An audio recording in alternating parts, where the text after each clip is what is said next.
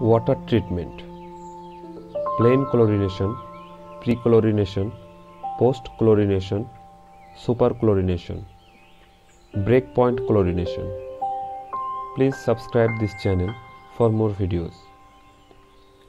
Plain chlorination. For more videos. Plain chlorination. When the raw water contains turbidity less than 10 NTU obtained from unpolluted lakes or reservoirs, the water could be supplied to the public without any treatment except chlorination. Such chlorination is called plain chlorination. The dosage of chlorine for plain chlorination is about 0.5 mg per liter.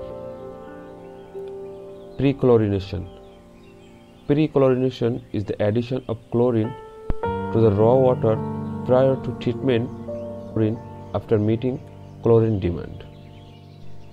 The residual chlorine is useful in several stages of the treatment process, aiding in coagulation, controlling algae problems in sedimentation basins, reducing odor problems, and controlling moldboard inflammation in filters. In addition, the chlorine has a much longer contact time when added at the beginning of the treatment process. So pre-chlorination increases safety in disinfecting heavily contaminated water. Post-chlorination. Post-chlorination is the normal process of applying chlorine in the end, when all other treatments are completed but before the water reaches the distribution system. At this stage, chlorination is meant to kill pathogens and to provide a chlorine residual in the distribution system. Chlorination is nearly always part of the treatment process, either used in combination with pre-chlorination or used as the sole disinfection process. The chlorine dose at post-chlorination stage should be such as to level a residual chlorine of about 0.1 to 0.2 mg per liter after a contact period of 20 to 30 minutes. This residual chlorine will ensure the disinfection of water if at all any recontamination occurs in the transmission and distribution system. Chlorine dose should not be generally greater than 2 mg per liter, as the excess residual concentration of chlorine may damage the pipelining and pump impellers. Superchlorination. Superchlorination is a term which indicates the addition of excessive amount of chlorine, mg per liter, to the water. This may be required in some special cases when the water is highly polluted or during epidemics of waterborne diseases. The huge quantity of chlorine which is added in superchlorination is such as to give about 1 to 2 mg per liter of residual beyond the breakpoint in the treated water. Sometimes even higher doses may be used, and the resultant water is rechlorinated after the end of the desired contact period by using dechlorinating agents. Breakpoint chlorination. When chlorine is added to water, number of reactions taking place in water and the residual chlorine in water is also changing. A typical breakpoint chlorination curve showing the residual chlorine levels at various stages is illustrated in below figure. Breakpoint chlorination. Breakpoint chlorination is the chlorination of water to such an extent that not only living organisms but also other organic impurities in water are destroyed. Here is the different stages of chlorination.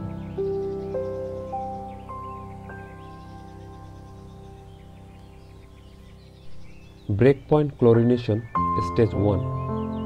For lower dosages of Cl2, initially all the amount of Cl2 is observed. The Cl2 applied oxidizes and the oxidizable substances present in water. Breakpoint chlorination stage 2. In this stage, it is seen that with increase in applied, this residual chlorine increases. This is due to information of chloroorganic compounds and chloramines without oxidizing them. These compounds contribute the test for estimation of chlorine same as done by free chlorine. Hence, the curve represents the residual chlorine available from combined chloramines. Chloramines are stable and remain in water for longer time and kills the microorganisms. These are responsible for bad taste and odor in water. Breakpoint chlorination stage 3. Further increase in chlorine dose causes oxidation of chloroorganic compounds and chloramines. Therefore, residual Cl2 seems decreasing. It reaches to the minimum point known as breakpoint when the oxidative distraction is complete. At breakpoint, distraction gives color, bad taste, odor, and all diseases producing bacteria are ensured. Breakpoint chlorination stage 4. Further addition of chlorine increases the amount of residual chlorine which remains in water. This free of residual chlorine should not be more than 0.2 ppm, since it causes bad odor and taste and also create irritation in the mucous membrane. Breakpoint chlorination removes completely the organic compounds, ammonia and reducing compounds. It removes color, bad taste and odor. It ensures 100% distraction of diseases producing bacteria. Dechlorination. Dechlorination means removing the chlorine from the water. This is generally required when superchlorination has been practiced. The dechlorination process may either be carried out to such an extent that sufficient residual chlorine of 0.1 to 0.2 mg per liter only remains in water after dechlorination. The common dechlorinating agents are sulfur dioxide gas, activated carbon, sodium thiosulfate, sodium metasulfate,